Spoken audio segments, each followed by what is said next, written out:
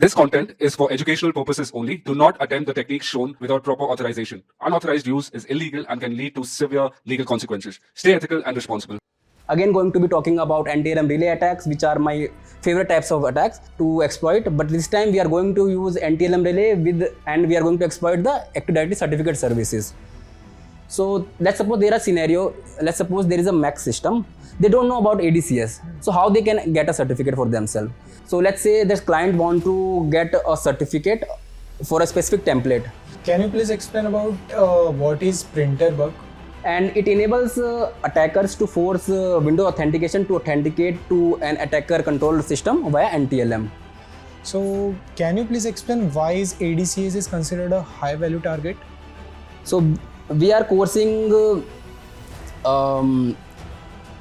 domain controller to access this file, and it is sending us the NTLM authentication.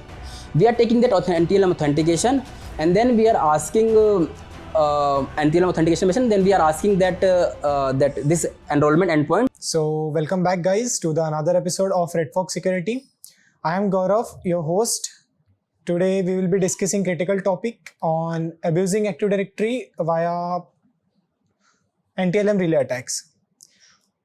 So we will explore today the nuances of ADCS, how NTLM relay attacks can be leveraged to exploit it, and discuss effective mitigation strategies to secure your network. Feel free to post your questions in the live comment and we will be addressing them during the Q&A session. So Shashi, please tell us about what we do at Redfox Security. Okay, so first of all, my name is Shashi and I work as a senior security consultant at Redfox. So at Redfox, we provide various penetration testing services in various domains of cybersecurity, be it API testing, web application testing, hardware testing, or your infrastructure testing, be it internal or external, basically all kind of penetration testing services we provide. We also have a wonderful academy. At the academy, we provide different courses. I think we already have some of the courses live, which are your Windows Red Teaming course, and we have web basic as well as web advanced course live as well. So yeah, so today I am very excited for today's podcast, because in this today podcast I am again going to be talking about NTLM relay attacks, which are my favorite types of attacks. So in the last podcast we used NTLM relay in conjunction with the SMB relay to exploit, but this time we are going to use NTLM relay and we are going to exploit the Active Directory certificate services. So can you please explain what is Active Directory certificate services? Yeah, so we already have a presentation ready with us, and we will also showcase the practicals. So let's go to our PowerPoint presentation, and then we will show the practical component as well. So yeah.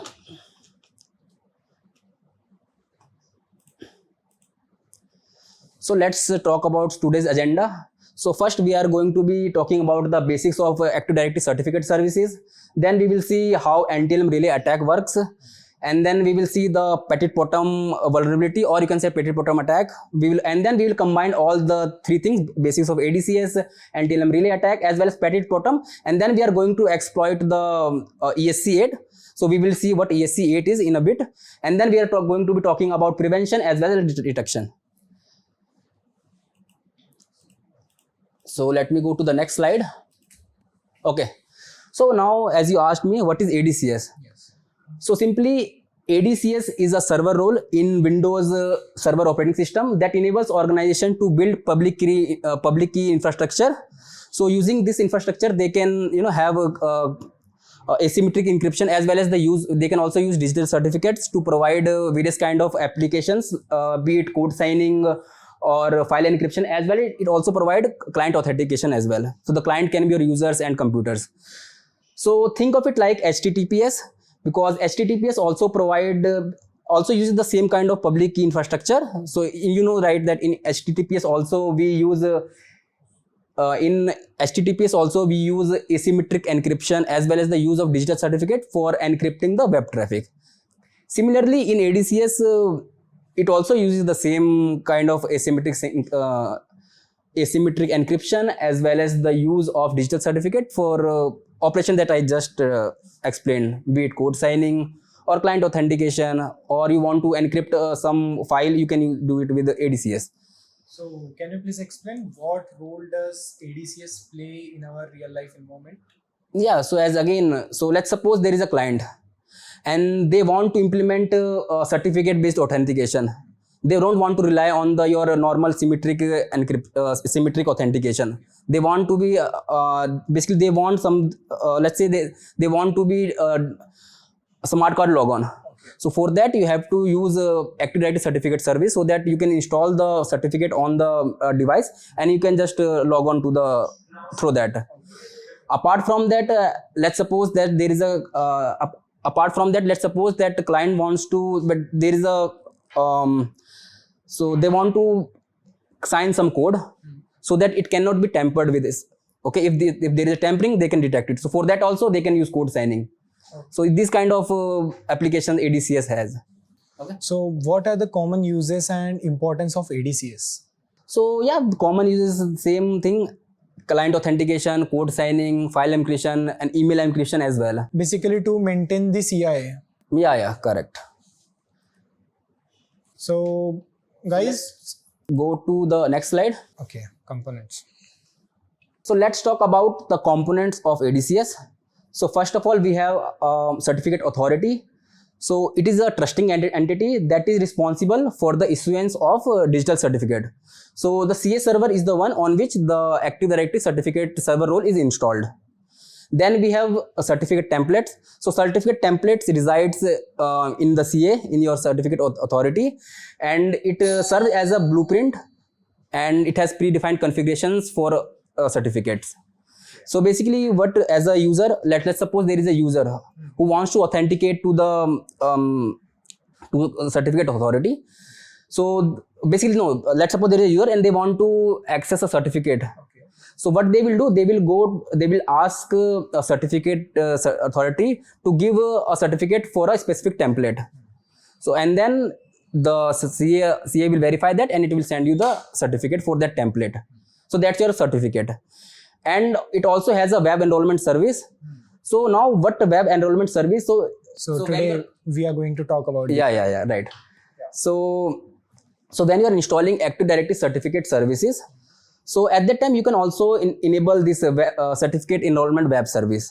So what it does, basically you can ask certificates via your web browser, and already a web server is running on the certificate authority, and then you can just via your browser you can ask the server to request a certificate. So let's suppose there is a scenario, let's suppose there is a Mac system, they don't know about ADCS, so how they can get a certificate for themselves?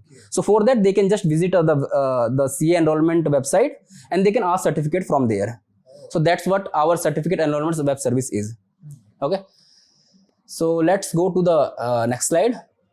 Okay, so this is the same thing that I just explained. So let's say this client want to get a certificate for a specific template. So they will send a certificate signing request to the enterprise CA, and the enterprise CA will verify whether the template exists or not, and whether the user has the enrollment rights to get the certificate. If all things are correct, then the certificate authority will issue a certificate, and then client then use that certificate. Okay, so that's the normal flow. So today we are going to talk about NTLM relay attacks. So can you please explain NTLM authentication and how does it works? Yeah. So let me just explain this via diagram. So let's suppose there is a client and they want to access some service from a server. Maybe let's suppose they want to access a file from a server. So first the client will send a negotiate message to the server. Basically they are requesting for authentication, and then the server will send a random challenge, and then the client will encrypt that random challenge with its NTLM hash, and then it will send back the response to the server, and server will again do the same thing. It will again encrypt that challenge with the NTLM hash, and it will create a response, and if both the response matches, it means the client authentication is correct, and it will grant access to the service it wants to do. Okay, but today we will see how we can abuse this. So let's look at this NTLM relay attack. Okay, so this time what we will have, so we have our client and we have our server, and we will position ourselves in the middle of both the client and the server. So if you see see the slide here, so first the client is negotiating for authentication request. At that time we can intercept that. At the same negotiation request we can send to the server, and the server will, in response to that negotiation message, it will send a random challenge to us, and then we will forward that random challenge back to the client. And now the client will encrypt that challenge, and it will create a response. It will send the response to us, and then we can just take the same response and ask for the server that, hey, I want to authenticate as this user, and the server will provide the service to us. So that's basically our NTLM relay attack is. Okay. Okay. Yes. Okay. So can you please explain what is PetitPotam and its role in NTLM relay attacks? Yeah. So PetitPotam is a security vulnerability in the Windows systems. So that leverages your MS EFS RPC protocol, which is encrypting file system protocol.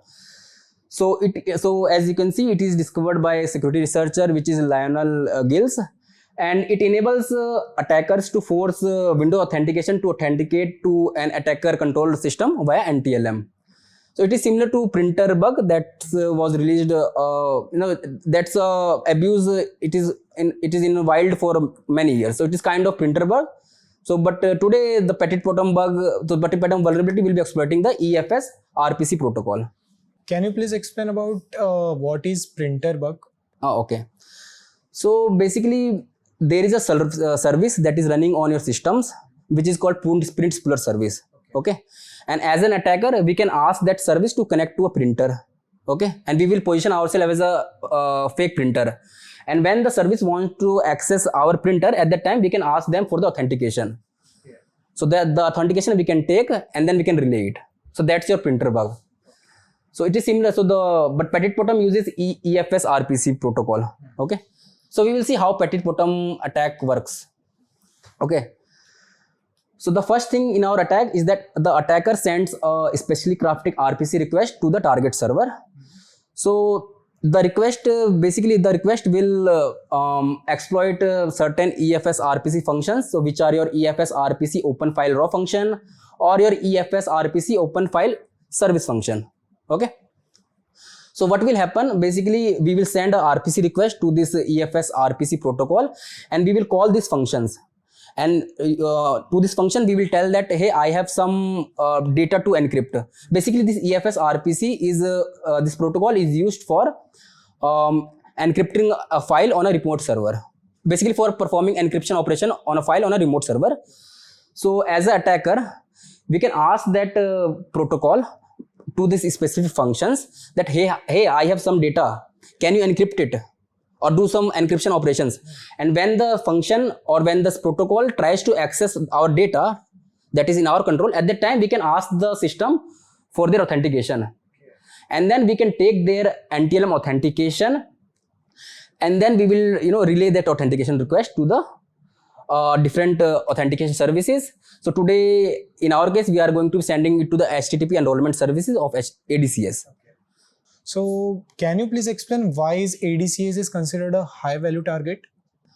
Why this is a high value target? Because if there is a misconfiguration in ADCS, we can request certificates for very high value targets. We can ask certificates for domain admins. We can ask certificates for domain controllers. And once we have certificate, it means that we have basically we have the credential of these objects. Basically, we have compromised the. So that's why these ADCS attacks are very prevalent.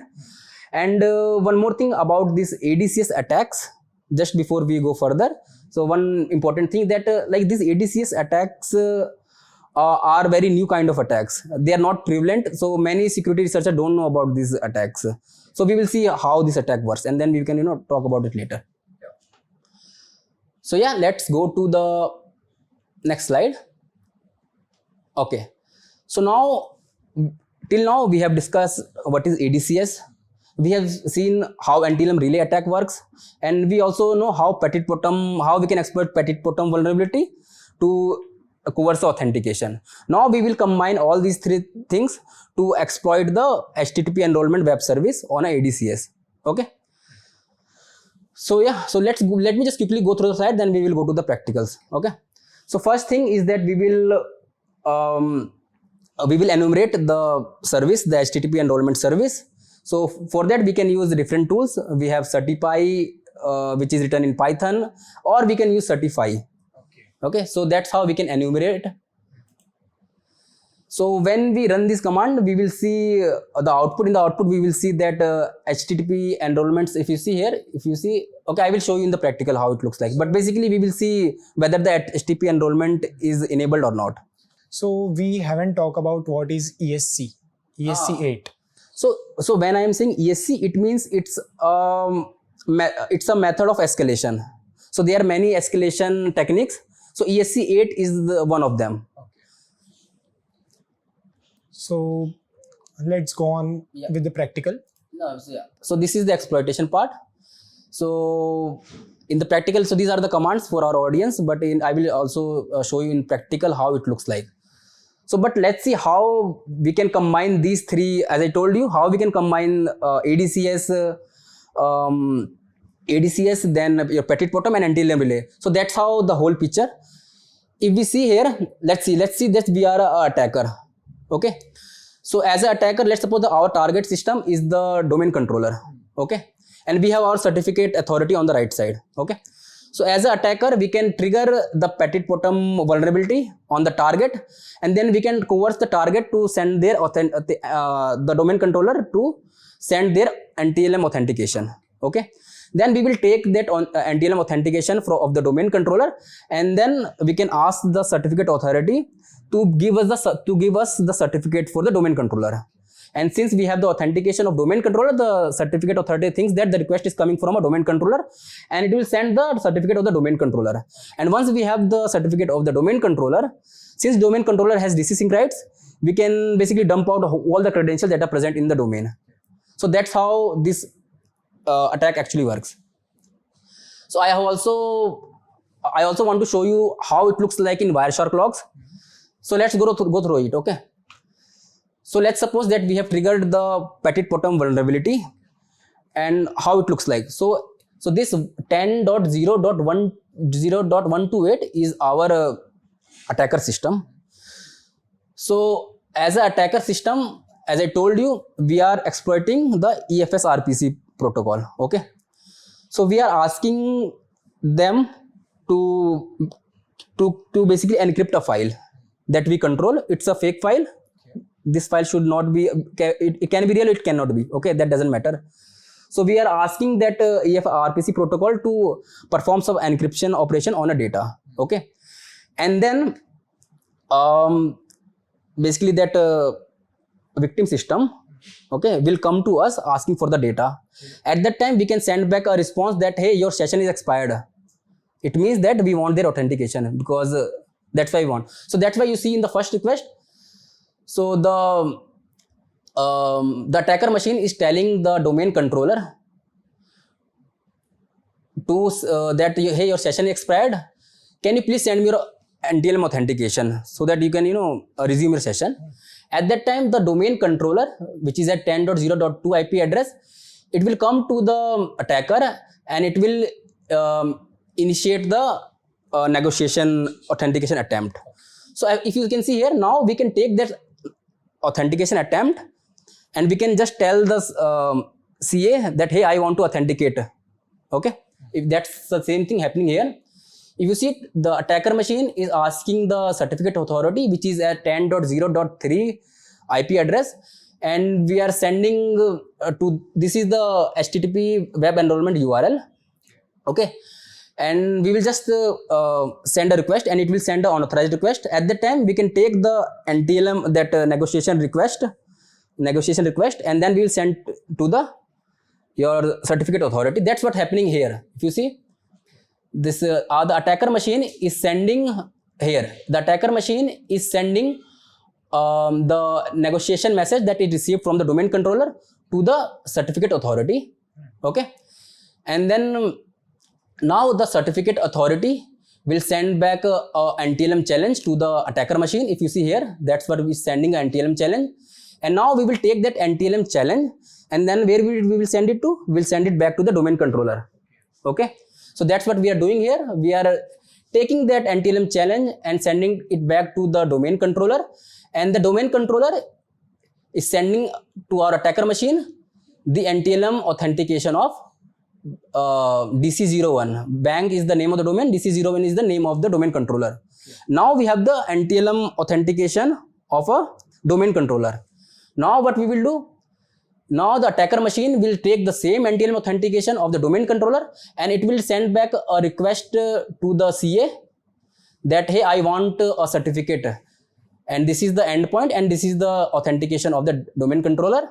And if you see here, in the last point, our certificate authority will send the certificate of the domain controller to the attacker machine.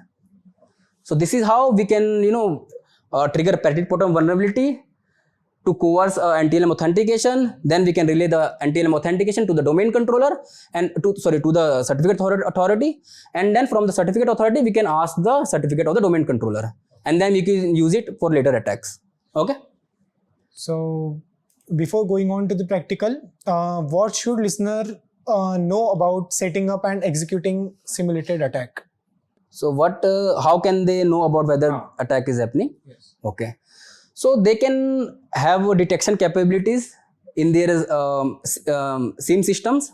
So they can put alerts on different login events or different event IDs.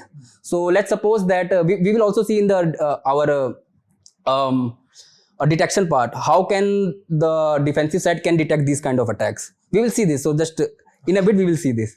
Okay. So in that I will go in more detail. Okay, so let's go on ahead with the practical part. Okay. So yeah, let me just show you the practical. So practical is very simple. Okay, and I will explain each and every detail. Okay, so you don't have to worry about it. So this is the only video you have to see for this ESC8 exploitation. Okay. So let's just give me a minute. So before that, we have some questions from the audience. Okay. So one question is, what makes PetitPotam a particularly effective tool against these attacks? So as I told you that the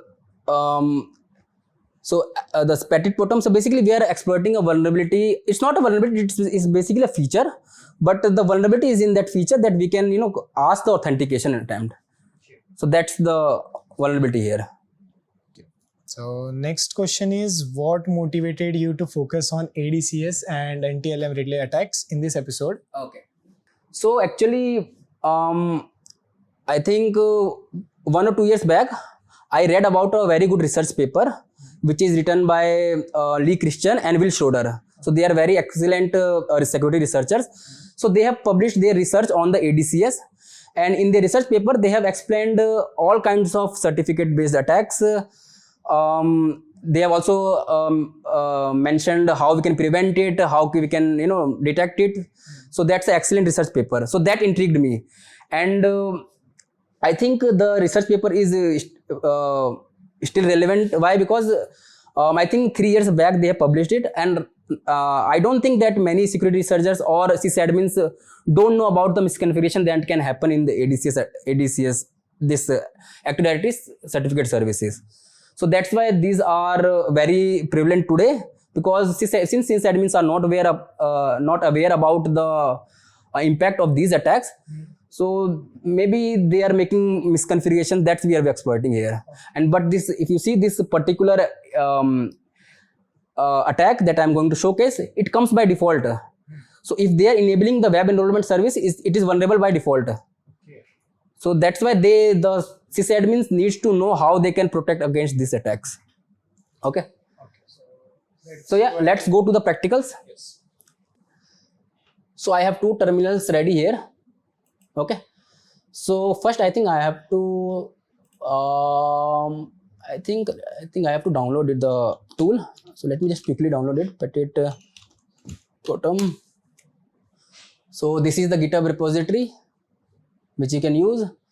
So this is available in binary as well as Python. So we will, since we are using Kali for exploitation, we are going to use PetitPotam Python script. Okay. So let me just quickly download it.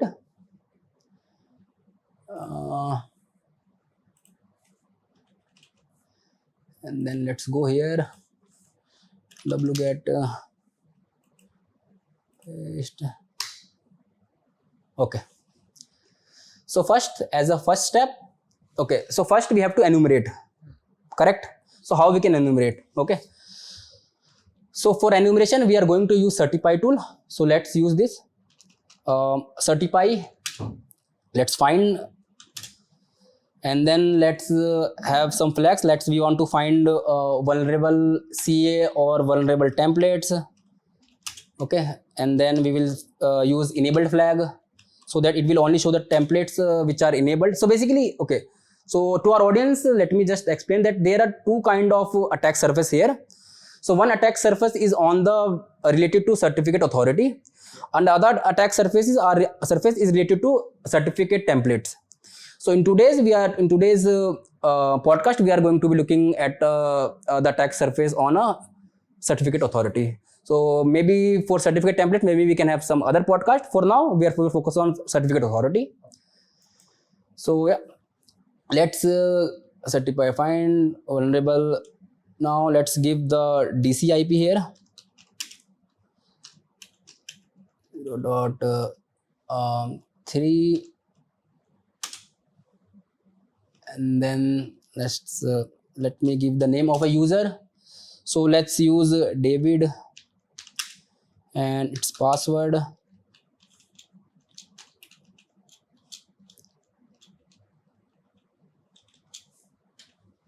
And then we will give std out.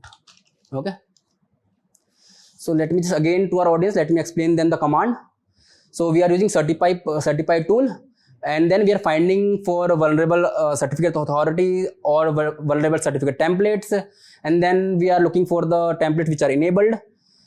Then we are providing the DC IP, and then the username and the std out for, so that it will give us the output on our console. Let me run this. I hope I have not made any mistakes in the command.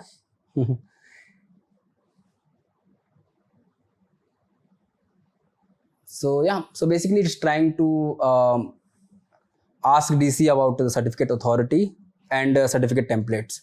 Can you please more tell about this tool certify, like what it actually does in the background? So actually, so basically this the security researcher Will Schroeder as well as Lee Christian, so they have developed a tool called certify. So it's written in C# and it's a binary. So I think then many security researchers thought that maybe let's have this tool in Python as well. So they have ported that certify tool into the Python. So this Python version is called certify. That's why Py there. Okay, I think there is a mistake here. So let's quickly fix this. I think I might be missing something here. So certify find vulnerable enable DC IP. So I think, oh, okay. I think so. I am giving the IP address wrong here. So anyway, so this is the, so actually I am giving the IP address of my home lab. So that's why the issue. Anyway, so it can happen. So I think this time it will be correct. Okay. So yeah, this time if you can see. Yeah, so let's quickly read through the output. Okay. So basically, so in my lab, so this is the lab that we have prepared at Redfox. So this is the same lab we provide at conferences as well as for our trainings. So in this lab, we have a configured certificate authority on a domain controller, which is a child domain. Okay. But there are scenarios in real world in which we see that certificate authority is a separate server and the domain controller is a separate server. But in our case, the certificate authority is installed on a basically the child domain controller is acting as a certificate authority. Okay, that's why. So yeah, so the name of our certificate authority is secure CA. This is the DNS name, this is the IP or the DNS name, the DNS address at which the certificate authority is. And if you see here, the web enrollment is enabled. Okay. But sometimes we will also see false positive. So there is a way to verify that. So I will show you that later. But yeah, this is how it shows that web enrollment is enabled and the request disposition is set to issue. And if you go down, it will also show you, the tool will also show you that, hey, the web enrollment is enabled and the request disposition is set to issue, and it is vulnerable to ESC8, which is escalation technique 8. Okay, but we can verify this as well. Okay, how we can verify this? Okay, so what we will do, we will go to a IP address. No, not the IP address, we will go to the web enrollment address. Okay, so it's at the CA IP address, which is again 10.11.1500, and it's present at this endpoint, which is cert srv / cert fnsh.asp. Okay,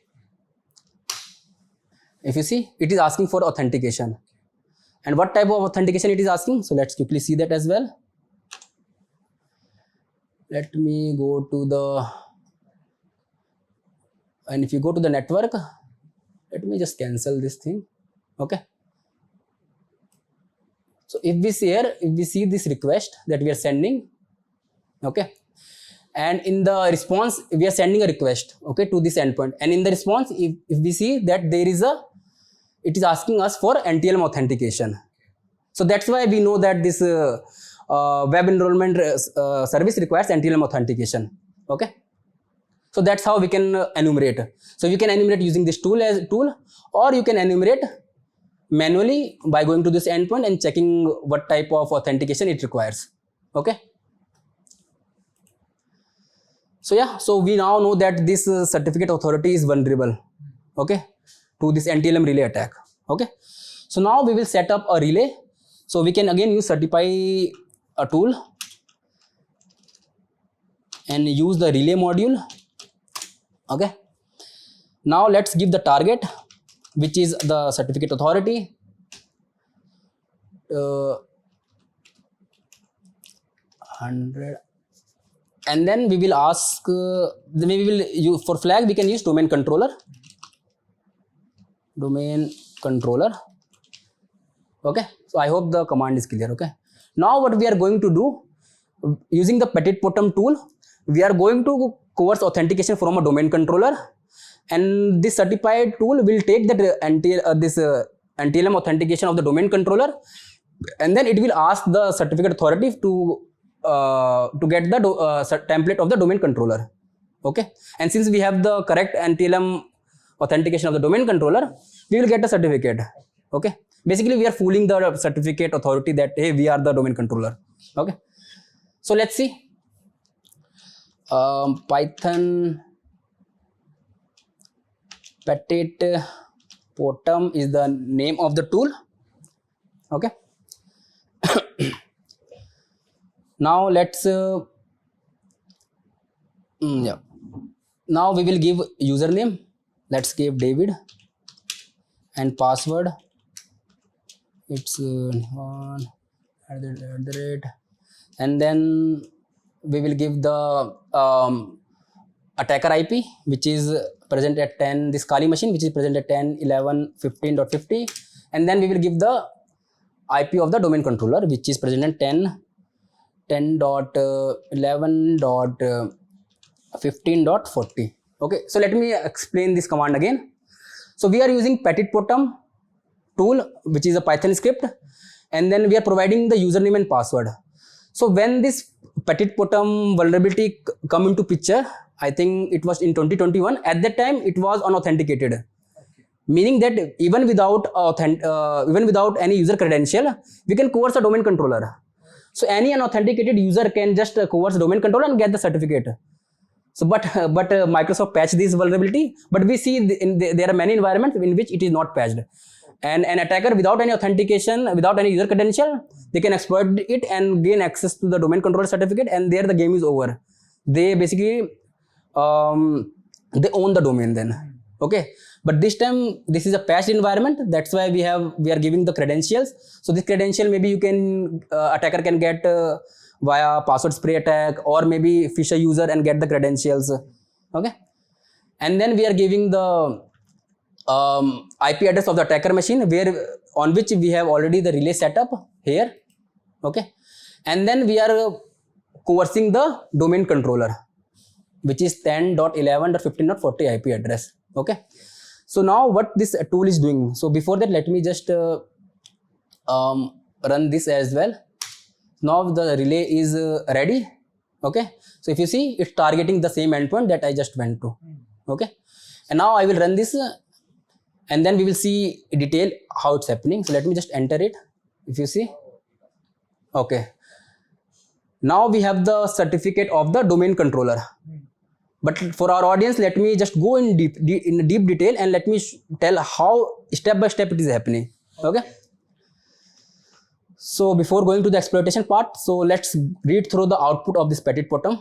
Okay, what's it doing? So whatever I have explained is doing the same thing. So first, it will bind to this named pipe, which is LSA RPC, which is a local subsystem authority. Basically, this is used to authenticate and connect to the system. That's why we are using the username password here, so that we can authenticate to the domain. Okay. Then we are binding to this. Basically, this is a UUID for EFS RPC protocol. Okay. So now we are binding to this protocol so that we can trigger those vulnerable functions that we just talked about. So if you see, we have successfully bound to this EFS RPC protocol or interface you can call. And then we are basically triggering this EFS RPC open file raw function. So we are basically calling that function and telling that, hey, I have some data. Can you please encrypt that data? And when the system tries to encrypt that, basically when the server tries to access that data, at that time we can ask for their authentication. But if we see, in this case, it is patched. So this function is already patched by Microsoft. But as pen tester, we don't stop there. When something is patched, we will find some another way. So that's why we have another function. So if you see this OK using unpatched function. So there is another function which is EFS RPC encryption file SRV. So now we will ask this function to again and do some encryption operation on our data, and then we will just send the authentication. Okay, that's what is happening here. Or if you go on to more detail, we will just go through the code of PetitPotam. Let's go through there. Okay, same thing I explained, same thing is happening there. Maybe. Okay. So basically, we are just trying to tell the domain controller that we are the service, like using that RPC to connect us, and we will then relay that the authenticated request to that CA. Okay. Correct. So that same thing. So I think let me just scroll down. So yeah, so this is the course function. And we will go through this side by side. Okay. So let's see this. If you see, first trying to connect to this pipe, which is LSA RPC. Same thing here. It's trying to connect to this RPC pipe. I think it's here, binding to this pipe. Let me see where. Something went wrong.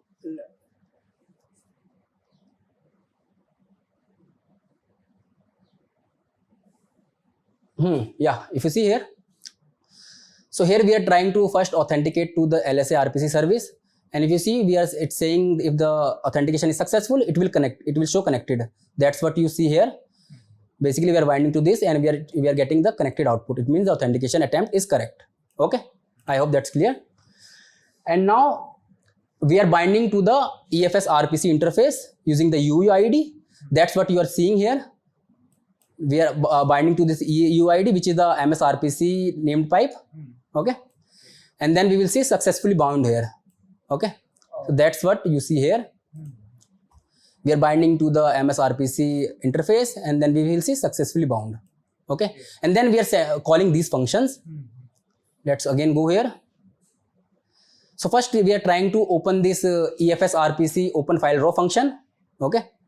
So if you see here, if you see there is a share that we are asking that my share is present at this address. This %s is a variable for our attacker machine, and this is some fake file. Okay. So we are asking this function to basically do some encryption operation on this file, and when it will reach to us, then we will ask for the authentication and we will have the authentication attempt. So, but if you see, if we get some error like got RPC denied, let's suppose that if the function is not patched, then we will see the attack is work. But in our case, the function is patched. That's why we see got RPC denied and using unpatched function, which is this function. Okay, the same thing if you see here, sending to this RPC, but since it is patched, we will see RPC access denied because it is patched, and then it will use another function which is EFS RPC encrypt file service SRV, and to this function again we will ask the same thing. Basically, I have some data, can you please encrypt this? So basically this EFS protocol is implemented to do encryption operation on a file which is present on a remote server. That's why we are able to abuse it. So this time this function is vulnerable, and it will send error bad path because this path is just a dummy path, right? But we have the authentication. Then we can just say that hey, the attack worked because it is sending a bad path. It means that it reached to our path. Okay. So that's why we will see here got expected error bad network path because it's just a dummy path, because we are only asking for their authentication. We can coercing their authentication. So now it means the attack worked. So the PetitPotam role ends here. Okay. Now the role comes of certificate certify relay. Okay. Let's see now this in detail. Okay. So basically, let's go step by step. Okay. So we are coercing the domain controller to access this file, and it is sending us the NTLM authentication. We are taking that NTLM authentication, and then we are asking NTLM authentication mission. Then we are asking that this enrollment endpoint, hey, I want to authenticate. Okay. And then the CA, using this web enrollment endpoint, it will send a NTLM challenge. As an attacker, we will take that challenge and send back to the domain controller and say that hey, if you want to access my data, can you please provide me your actual authentication attempt? But basically, the domain controller will encrypt that encrypt that challenge and will send the authentication request to us. And as an attacker, we can this certify tool it will take that NTLM this authentication attempt of the domain controller this time, and then it will send back to the HTTP web enrollment endpoint, and then ask for the certificate of the domain controller. That's why we see template domain controller mentioned in the command, and then the the certificate authority via its HTTP web enrollment endpoint, it will think that a domain controller is asking for a certificate. It cannot differentiate whether the request is coming from an attacker or from a actual domain controller, and it will give us the certificate of the domain controller. That's what we see here. Okay. So basically, we are just compromising the integrity of that request. Yeah, correct. And why we are able to do that? Because the HTTP protocol, using basically HTTP protocol don't check the signature of the authentication request. That's why we are able to perform this attack. So we will see how we can. SMB signing has no role in this, right? So SMB signing can prevent relay attacks, but in our scenario, since we are sending it to HTTP protocol, the SMB signing doesn't have a role in this particular relay attack. Okay. So hey, now we have the certificate of the domain controller. What we can do with this certificate? Basically, we can ask for the TGT or the ticket granted ticket from the domain controller. Okay. So let's do that.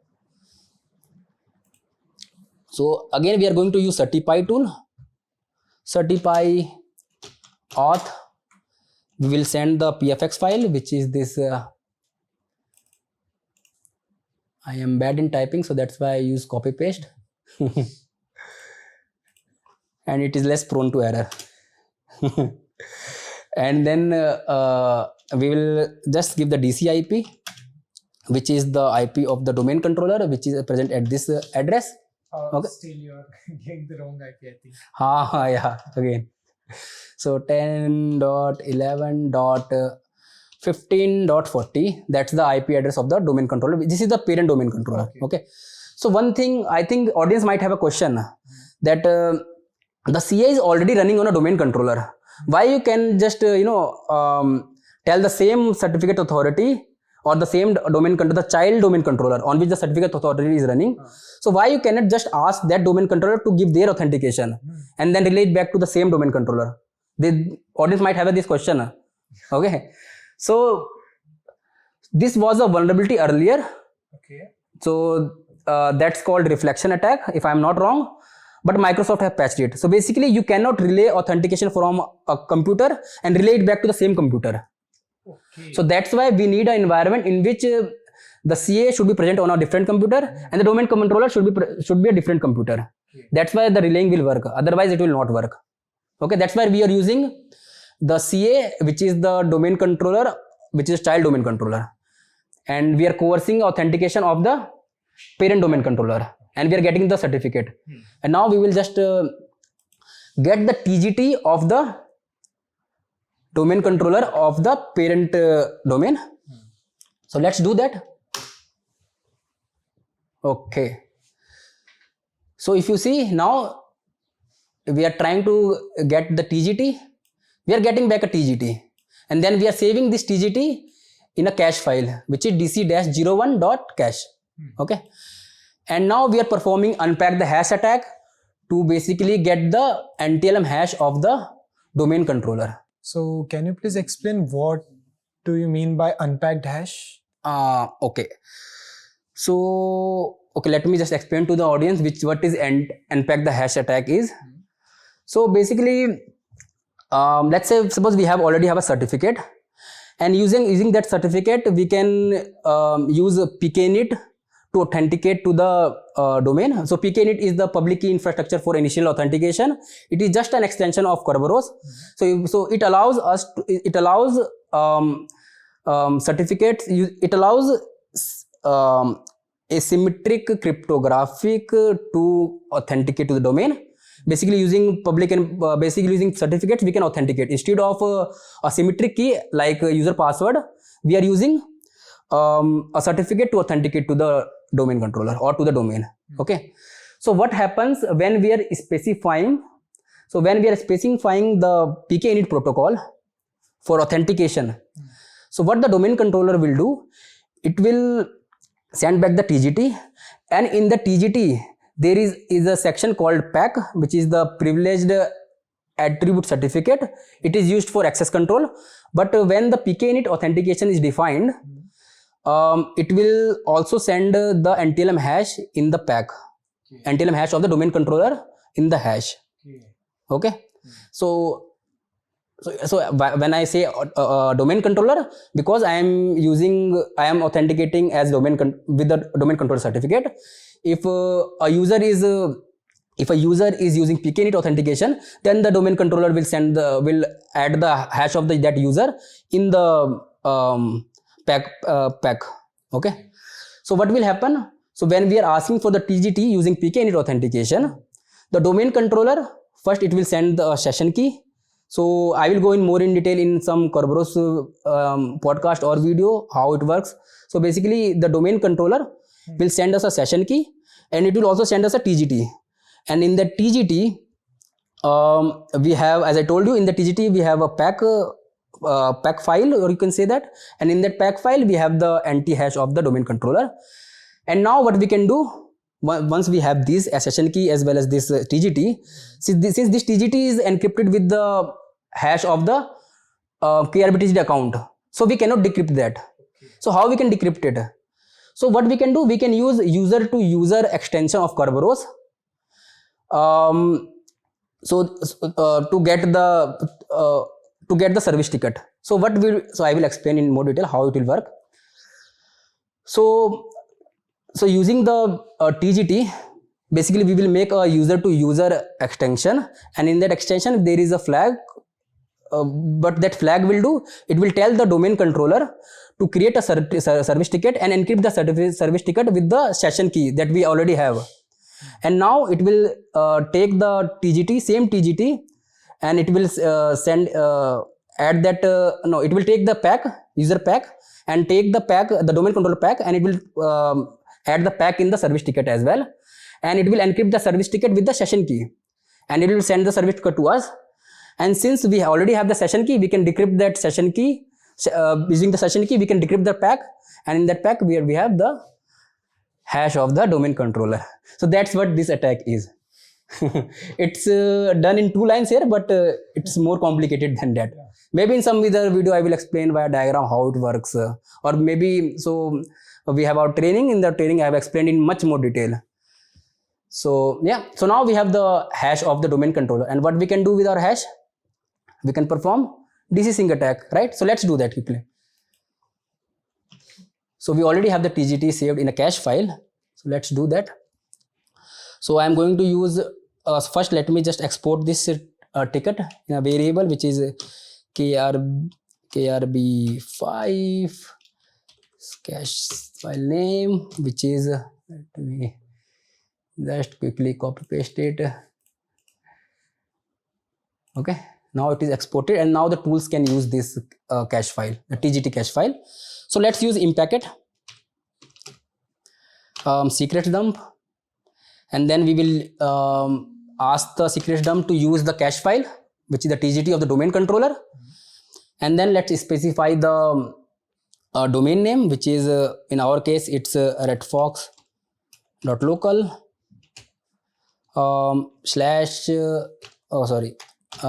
name of the user in our case is DC-01, and I think IP address of the domain control, which is 10.15 10.11.15.40. okay, now let's run this. It's asking for password, but since we are using cache file, we don't require any password, and we are getting some error. Let's try to fix that. Let me see whether the name of the domain is correct here.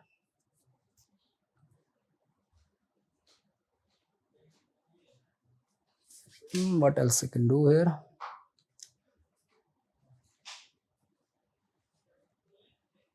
I think this is correct. krb5cc name equals to DC cache file. Might be restricting.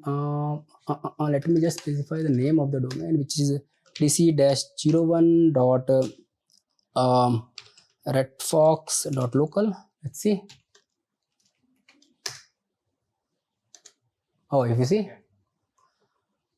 Yeah, so if you see, so we are performing DC sync attack. Since we have the TGT of the domain controller, we can do that. Okay, and then we are asking for the basically, so what DC sync attack is, so domain controller has some replication rights. Okay, using that replication right, it can ask for the replication changes from a domain controller. So here we are just showing ourselves as a domain controller, and to the other domain controller we are saying that, hey, I am the domain controller, and I want to replicate all your files. Okay, and the domain controller has a file called ntds.dit file, and in that file it will store the credentials of the users. So that's what we are asking to replicate or sync. Okay, so that's why we are getting that, and we are dumping it out here. So yeah, that's where the attack ends.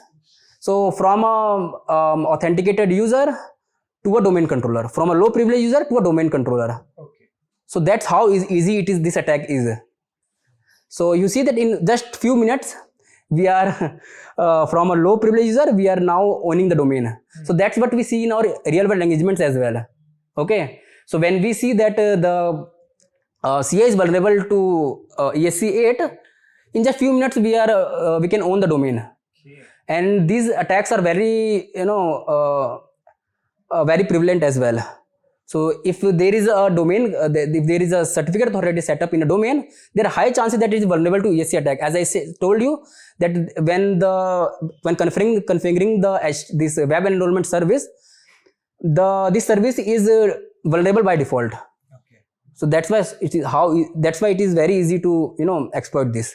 So we have one question from Anix. So basically, why is it crucial for organization to enhance their ADCS security measures? Same thing as I told you. If it is misconfigured, then it is very easy for an attacker to, from a low privilege user, they can just own the domain, and the attack complexity is very less. Okay, that's why it is very important for the sysadmins to configure their ADCS very properly. So any questions or Yeah, one guy is asking. can you please name him if there is a name? Chaudhary Faisal Ahmad. Okay. Okay. So any local lab or GitHub labs to practice PetitPotam attacks? Okay, so if you really want to set up, so what you can do, you can just set up a lab in which you can just have a certificate authority, create a certificate authority in a domain, and then you can have a domain controller. There you can practice those attacks. So there are many GitHub repos as well as YouTube videos to make some vulnerable labs. What extra you have to do, you just have to, on a domain controller, you have to, or in another server, you have to install certificate authority. And then you can perform all these attacks there. So basically you can set up your own lab as well. Or if you don't want to go through all the hassles, we have our lab already set up for you guys.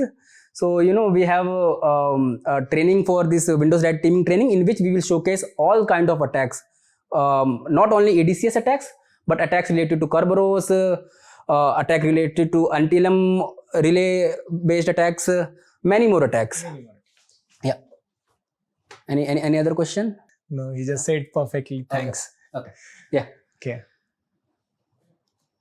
So I think that's where a practical ends here.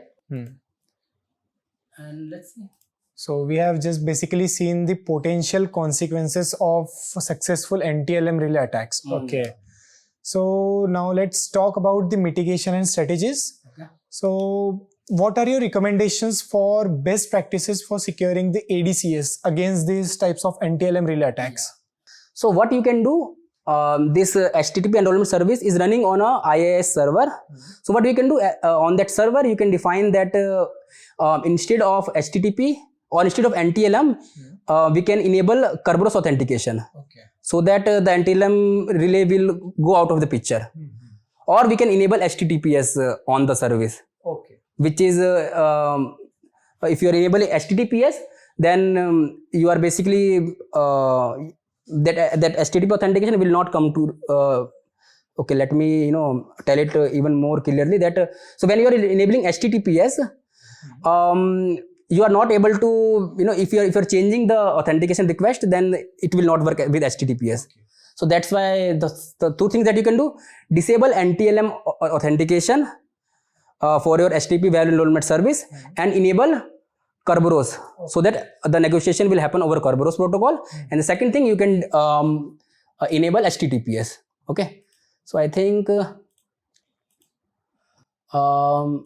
yeah, these are the two things that you can do. Let me just show you how you can do this, or maybe not. I think I need the password of this administrator. Okay. So guys, just let me tell you that don't perform this attack like without any valid authentication or permissions. Be ethical and maintain the security that don't do any unauthorized attacks. So these attacks, maybe perform in your local labs. So if you're performing it on our organization, it's unethical. So we don't, anybody will not appreciate it. So only perform learnings in the local lab. Make sure proper, fully proper permission or authorization if you're performing it on a company or such that. Anyway, I don't think I am able to showcase this the prevention directly because I need the credential and I don't have the credential of this domain controller. Okay. Anyway. So till then, you can tell us why is detecting and monitoring is crucial for preventing these NTLM relay attacks. So if you see that we have I prepared a detection slide as well. So basically, if your defense team wants to get alerts or prevent this kind of attacks, so they can monitor these event IDs. Okay. So first is your 4668 event ID, which is the certificate issuance. So you can just go through that event ID and look for whether a domain controller is asking for a certificate or not. Okay. This is very uncommon that a domain controller is asking for a certificate. So you can monitor these event ID. or you can just monitor the event ID, which is 4662, which is which will tell you whether the deceasing attack has happened on your network or not. Okay, if the deceasing attack has happened, it means that they already have the NTLM hash of the Kerberos account. So what you can do, you can prevent against that. You can basically just change the password twice of the Kerberos attack. So if in case of a deceasing attack, the other thing, you can look for the event ID 4768, which is the ID login, which is the event ID for login with a certificate. So basically, you can look for the DC login. As I said, this is the DC login with a certificate is very uncommon. So you can look out for these event IDs. Okay. So what key points should listener take away from this today's discussion on ADCS and NTLM relay attacks? Okay. So the main thing that they can take out is that how easy this attack is to perform and how impactful this attack is. So that's why I will advise sysadmins and defenders to have this prevention that I just talked about, that please disable NTLM authentication and enable Kerberos authentication wherever required, and then use HTTPS instead of HTTP. Okay. So that's the main thing that they can take away from this podcast. So what are your final thoughts? Can you share about the importance of ADCS security? Yeah, as I told that how easy these attacks are. That's why the organization need to take the security of their ADCS very seriously. So they have to make sure that there are possible, that they have all the monitoring, all the alerts, or all the prevention on their certificate authority. If not, they are going to hack very easily. It's a matter of minutes. Yeah, we just saw. Yeah. Okay, so thank you guys for joining today's session. Before that, let me just go through the references Okay. so that yeah, they can know just from summarize where. all the things. Yeah. So these are some of the references that they can go check out, because we have to appreciate the security researchers. They have put their hard work, especially Lee Christian and Will Schroeder, and as well as Lionel Gills, who basically discovered this PetitPotam issue. And for the relay attacks, there is a very good blog there, hackendo.com. They can read about that. For ADCS attacks, there is a blog from Black Hills InfoSec, and then we have our very famous certified pre-owned white paper. It's a 165-page white paper. Please check out this white paper, because it has all the escalation techniques, all the prevention techniques, and all the theft techniques as well in that. Okay. So, and also we also have our trainings. So you can look out to our trainings. In our trainings as well, we have mentioned these ADCS attacks in very detail. Yeah. Not just ADCS, we have all kind of attacks that are covered in the Active Directory. So yeah, whole. Thank you guys. So just to brief summarize all the things that we have discovered. So first we have seen what is ADCS, what is certificate authority, what is certificate templates. Then we have seen what is NTLM relay attack. After that we have seen the PetitPotam vulnerability.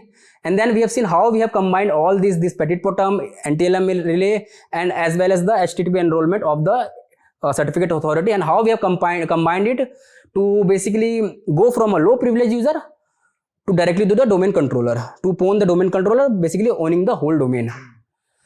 So yeah guys, and then we have seen the prevention as well as detection capabilities that our defender friends can do on their environments. So yeah, thank you guys. I hope you understand a lot about, now you have a clear understanding of the ADCS attack. And in future podcast, I am going to be showcasing some of the attacks that is happening on the certificate templates. So yeah. So thank you guys for joining today's session. Make sure you like, subscribe, and follow for our next podcast. Be ethical, be safe. Yeah, and do check out our academy, where we already have a Windows Red Teaming course there. There you can just check out these attacks, and we have a lab with lab complementing that course as well. So please check out that, and you will learn a lot from that. Okay. So yeah guys, thank you guys. See you next time. Bye.